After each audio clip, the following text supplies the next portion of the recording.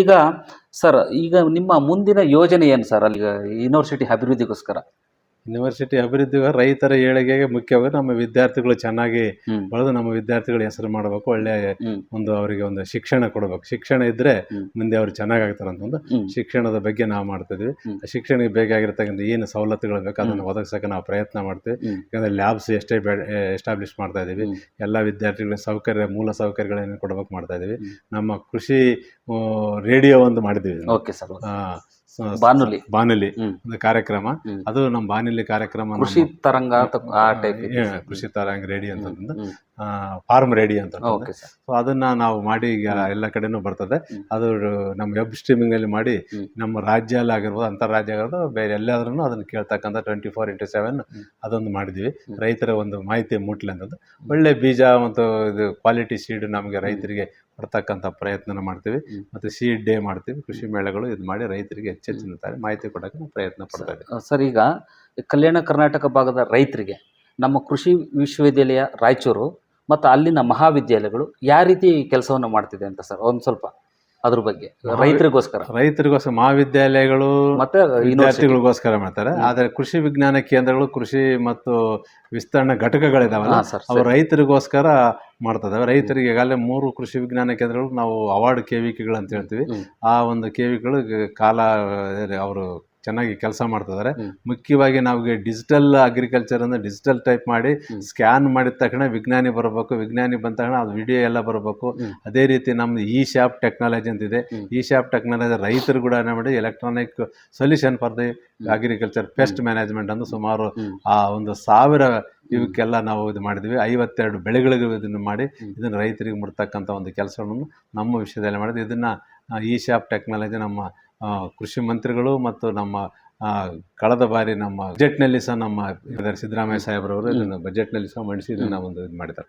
Sir, ಈಗ ಸುಮಾರು ನೀವು ಹೀಗೆ ಹೇಳಿದ್ರಿ ಸರ್, 405 ವಿದ್ಯಾರ್ಥಿಗಳು UGಗೆ ಇದ್ದಾರೆ, PhD ಮಾಡ್ತಾರೆ, MSc ಮಾಡ್ತಿದ್ದಾರೆ ಅಂತ ಹೇಳಿದ್ರಿ ಸರ್. ಈಗ ನಾನು ಕೇಳ್ತಿರೋಂಥದ್ದು, ಕೃಷಿ ಪದವಿ ಮಾಡುವಂಥ ಬಯಸಿ ಬರುವಂಥ ವಿದ್ಯಾರ್ಥಿಗಳೇ ನಿಮ್ಮ ಒಬ್ಬ ಕುಲಪತಿಗಳಾಗಿ ನಿಮ್ಮ ಅನಿಸಿಕೆ ಏನು ಸರ್? ಯಾವುದೇ ವಿದ್ಯಾರ್ಥಿಗಳು ಒಂದು ಸರ್ತಿ ನಮ್ಮ ಕೃಷಿ ವಿಶ್ವವಿದ್ಯಾಲಯಕ್ಕೆ ಯಾವುದೇ ಒಂದು ಥರ ಇದಕ್ಕೆ ಕೋರ್ಸ್ಗೆ ಎಂಟ್ರಿ ಆದರೆ ಅವರು ಆ ಕೋರ್ಸಿನ ಬಗ್ಗೆ ಅಪಾರವಾಗಿ ನಂಬಿಕೆ ಇಡಬೇಕು. ನಂಬಿಕೆ ಇಟ್ಟರಲ್ಲಿ ಅವರಿಗೆ ಮುಂದೆ ಏನು ಮಾಡ್ಬೇಕಂತ ಯೋಚನೆಗಳು ತನ್ನಷ್ಟಕ್ಕೆ ತಾನೇ ಬರ್ತವೆ. ಅವರು ನಂಬಿಕೆ ಕಳ್ಕೋಬಾರ್ದು ಯಾವಾಗಲೂ. ಒಂದು ಇದಕ್ಕೆ ನಾವು ನಂಬಿಕೆಯನ್ನು ಅಪಾರವಾಗಿ ನಮ್ಮ ಬಗ್ಗೆ ನಮಗೆ ನಂಬಿಕೆ ಇರಬೇಕು. ಫಸ್ಟ್ ನಾವು ಮಾಡ್ತೀವಿ ಅನ್ನೋದು, ನಾವು ಮಾಡ್ತೀವಿ ಅಂತ ನಂಬಿಕೆ ಯಾವಾಗ ಬಂದುಬಿಡ್ತಾವೆ ಯೋಚನೆಗಳು ಆಟೋಮೆಟಿಕ್ ಬರ್ತವೆ. ಯೋಚನೆಗಳು ಬಂದ ತಕ್ಷಣ ಅದಕ್ಕೆ ಕೆಲಸ ಪ್ರಾರಂಭ ಆಗ್ತದೆ. ಒಂದ್ಸರಿ ಕೆಲಸ ಪ್ರಾರಂಭ ಆಗಿದ್ರೆ ಅವ್ರಿಗೊಂದು ಅದೊಂದು ಹ್ಯಾಬಿಟ್ ಆಗಿ ಬೆಳೀತದೆ. ಅದೊಂದು ಇದಾಗಿ ಅವರು ಒಂದು ಹ್ಯಾಬಿಟ್ ಬೆಳೆದ ತಕ್ಷಣ ಅವ್ರ ಡೆಸ್ಟಿನಿ ರೀಚ್ ಆಗಕ್ಕೆ ಯಾವುದೇ ಥರದ ಇದು ತೊಂದರೆ ಇಲ್ಲ ಅಂತ ಒಂದು ಸಿಸ್ಟಮ್, ಆ ಎನ್ವೈರ್ಮೆಂಟ್ ಇರ್ತದೆ. ಆ ಎನ್ವೈರ್ಮೆಂಟನ್ನು ನಾವು ಚೆನ್ನಾಗಿ ಯುಟಿಲೈಸ್ ಮಾಡ್ಕೊಂಡ್ಬಿಟ್ರೆ ಡೆಫಿನೆಟ್ ಆಗಿ ಮುಂದೆ ಆಗ್ತದೆ. ಅದಕ್ಕೋಸ್ಕರ ಅವರು ಅಪಾರ ನಂಬಿಕೆ ಇಟ್ಟು ನಮ್ಮ ಇದರಲ್ಲಿ ಬರಬೇಕು. ಬಂದಾದ ಮೇಲೆ ಅದು ಕೆಲಸ ಮಾಡಬೇಕು. ಒಂದ್ಸತಿ ಫಸ್ಟ್ ಇಯರ್ನಲ್ಲಿ ಒಂದು ಸ್ವಲ್ಪ ಚೆನ್ನಾಗಿ ಅಡ್ಜಸ್ಟ್ ಆಗಿಬಿಟ್ರೆ ಸೆಕೆಂಡ್ ಇಯರ್, ಥರ್ಡ್ ಇಯರ್ ಮುಗಿತದೆ, ಫೈನಲ್ ಇಯರ್ ಮುಗಿತದೆ. ಫೈನಲ್ ಇಯರ್ ಮುಗಿದ ತಕ್ಷಣ ಅವ್ರು ಬೇಕಾದ್ರೆ ಎಲ್ಲಿಗಾರು ಜಾಬ್ಗಳು ನಮ್ಮ ಅಗ್ರಿಕಲ್ಚರ್ಗಂತೂ ಈಗಂತೂ ಪೂರ್ತಿ ಡಿಮ್ಯಾಂಡ್ ಇದೆ ಸಾಕಷ್ಟು. ಯಾವುದಕ್ಕೆ ಒಟ್ಟು ಅವರೊಂದು ಇದನ್ನ ಇಂಡಿವಿಜುವಲ್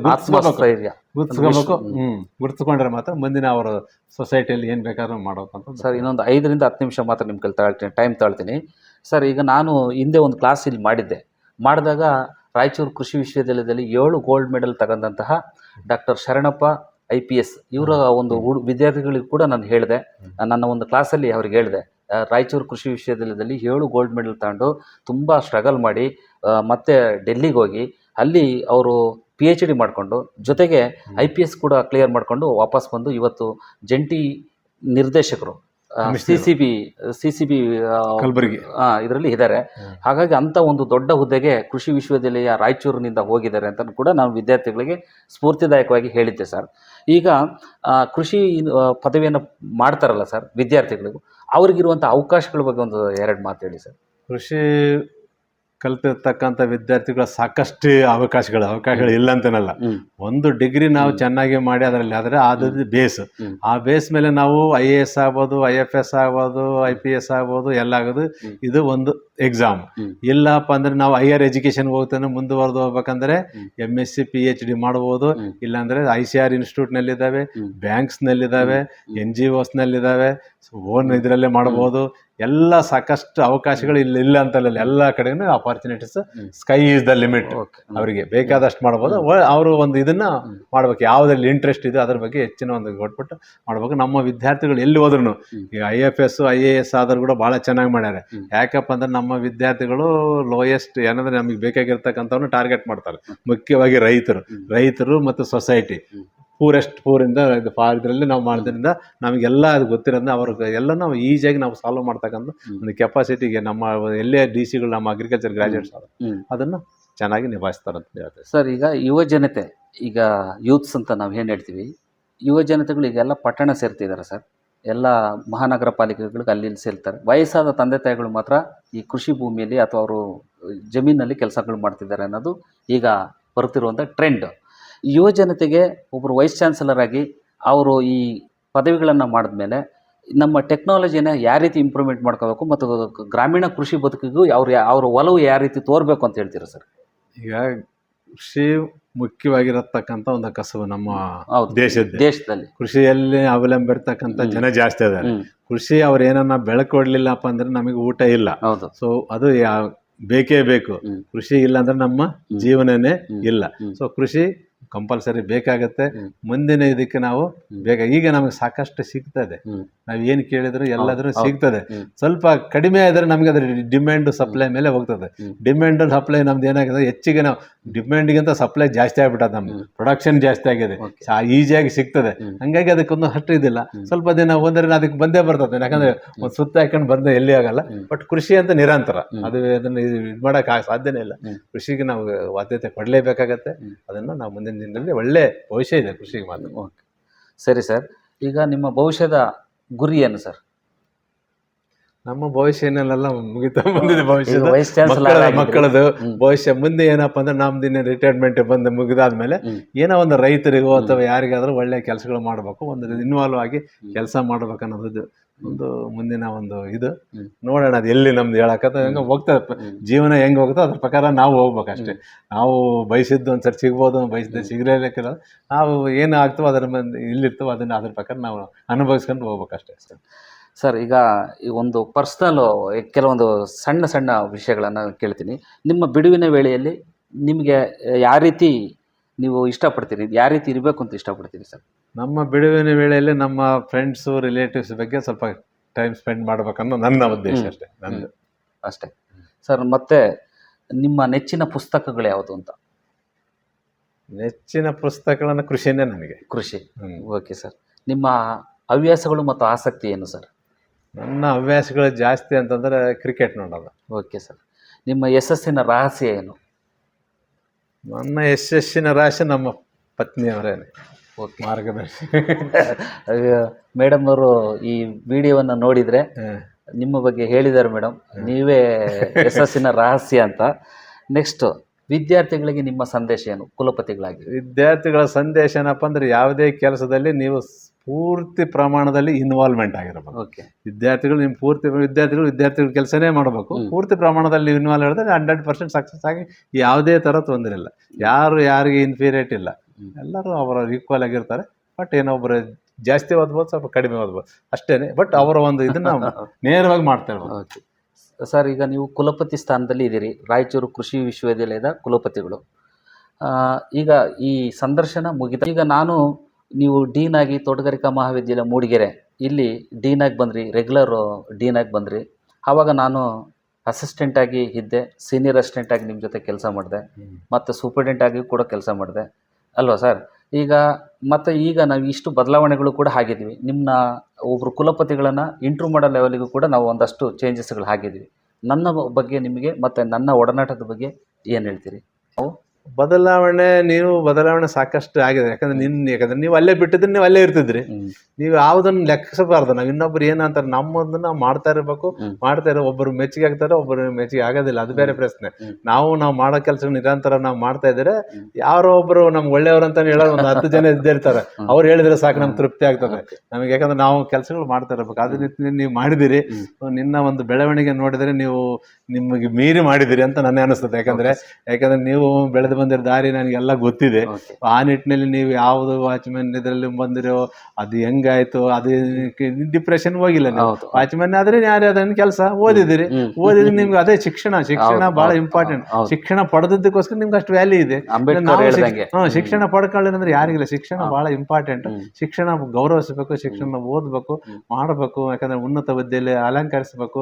ನಾವು 4 ಮಾತು ನೀವು ಶಿಕ್ಷಣ ನಾವು ಬರೀ ದೊಡ್ಡ ವಿದ್ಯೆ ಓದಿ ಹೇಳೋದು ಒಂದಲ್ಲ, ನಿಮ್ಮಿಂದ 4 ಮಾತು ಒಳ್ಳೆ ಮಾತು ಹೇಳಿದ್ರು ಅದು ನಿಮ್ ಜನ ಚೇಂಜ್ ಆದ್ರೆ, ಸೊಸೈಟಿ ಚೇಂಜ್ ಆದ್ರೆ ಲಾಭನೇ. ಹೌದು ಸರ್. ಆ ನಿಟ್ಟಿನಲ್ಲಿ ನೀವು ಮಾಡ್ತಾ ಇರ್ತಕ್ಕಂಥ ಕೆಲಸಗಳು ಸಾಕಷ್ಟು ಇದಾವೆ. ನಾನು ಬಿಡುವಿನ ಸಮಯದಲ್ಲಿ ನಿಮ್ಮ ಯೂಟ್ಯೂಬ್ನೆಲ್ಲ ಚಾನಲ್ ನೋಡ್ತಿರ್ತೀನಿ. ನನಗೆ ಬಹಳ ಖುಷಿ ಅನಿಸ್ತದೆ, ನಗ್ತಾ ಇರ್ತೀನಿ. ಏನಪ್ಪ ಇಷ್ಟು ವಾಟಿ ಬೆಳೆದಾನೆ ಅಂತ ನನಗೆ ಒಂಥರ ಏನೋ ನಮ್ಮ ಹುಡುಗ ಬೆಳೆದ್ರೆ ನನಗೆ ಸಂತೋಷ. ಹಂಗಾಗಿ ಕೊಡೋದನ್ನ ನಮ್ಗೆ ಏನ್ ಮಾಡೋದನ್ನ ತಗೊಳೋದು ಇವೆಲ್ಲ ಇದ್ದೇ ಇರ್ತಾವೆ. ಯಾಕಂದ್ರೆ ನಿಮಗೆ ಪ್ರಮೋಷನ್ ಕೊಡೋದು ಅವೆಲ್ಲ ಮಾಮೂಲಿ ಕೊಡ್ಬೇಕಾಗತ್ತೆ. ನಮ್ಮ ಡ್ಯೂಟಿ ಕಾನೂನು ಪ್ರಕಾರ ಏನಿದೆ ಅದ್ರ ಪ್ರಕಾರ ನಾವೆಲ್ಲ ಹೋಗ್ಬೇಕು. ಇಬ್ಬರಿಗೊಬ್ಬರು ಸಹಕಾರ ಇಂಪಾರ್ಟೆಂಟ್. ಸಹಕಾರ ಇದ್ರೆ ಸರ್, ಕೊನೆಯದಾಗಿ ಅದೇ ನಾನು ಅಲ್ಲಿಂದ ಮೂಡಿಗೆರೆಯಿಂದ ಇಲ್ಲಿಗೆ ಬಂದೆ ಸರ್ 2023ರಲ್ಲಿ.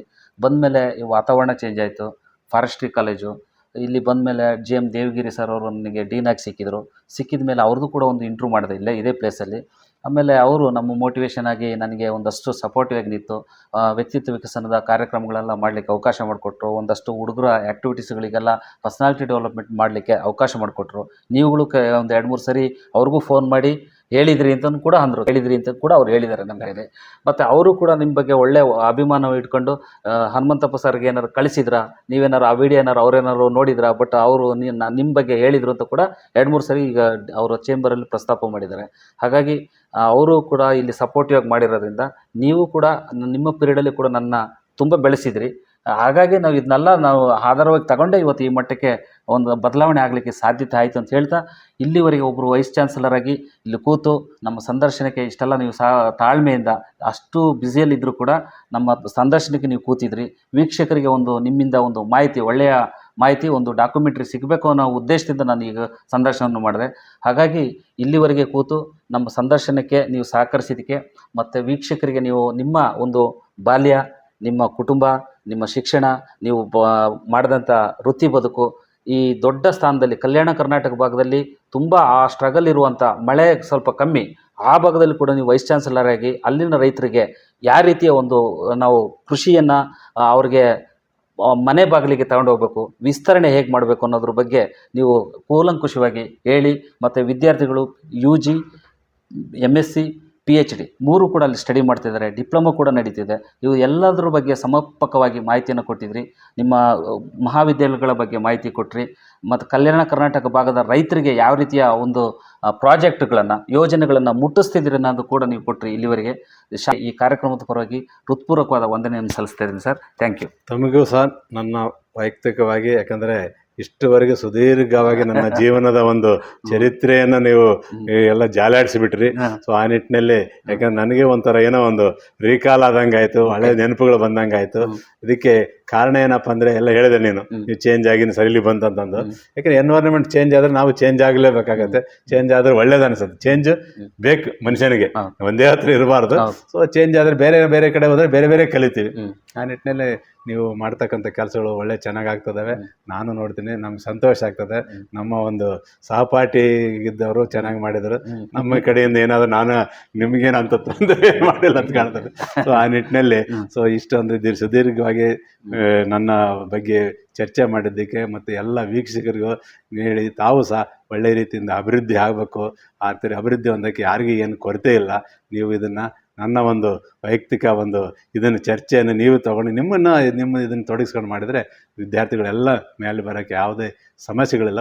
ಆದರೆ 4 ವರ್ಷದ ವಿದ್ಯಾರ್ಥಿ ಅಭ್ಯಾಸ ಮಾತ್ರ ಭಾಳ ಚೆನ್ನಾಗಿ ಮಾಡಬೇಕು. ಎಸ್ಪೆಷಲಿ UG ಸ್ಟೂಡೆಂಟ್ಸ್ ನಾನು ರಿಕ್ವೆಸ್ಟ್ ಮಾಡ್ಕೊತೀನಿ. ಅವರಿಗೊಂದು ಸಂದೇಶನ ಸಹ ಇದೆ. ವೀಕ್ಷಕರೇ, ನಾನು ಇಲ್ಲಿವರೆಗೆ ಕುಲಪತಿಗಳ ಸಂದರ್ಶನವನ್ನು ಮಾಡಿದ್ದೀನಿ. ನಾನು ಒಬ್ಬರು ಸಣ್ಣ ಹುದ್ದೆಯಿಂದ ಇವತ್ತು ಕುಲಪತಿಗಳ ಹುದ್ದೆವರೆಗೂ ಯಾವ ರೀತಿಯವರು ಬದಲಾವಣೆ ಆಗಿದ್ದಾರೆ, ಎಷ್ಟು ಸ್ಟ್ರಗಲ್ ಮಾಡಿ ಈ ಹುದ್ದೆಗೆ ಕೂತಿದ್ದಾರೆ. ಆ ಪೋಸ್ಟಿಗೆ ಕೂರೋದು ಅಷ್ಟು ಈಸಿ ಅಲ್ಲ.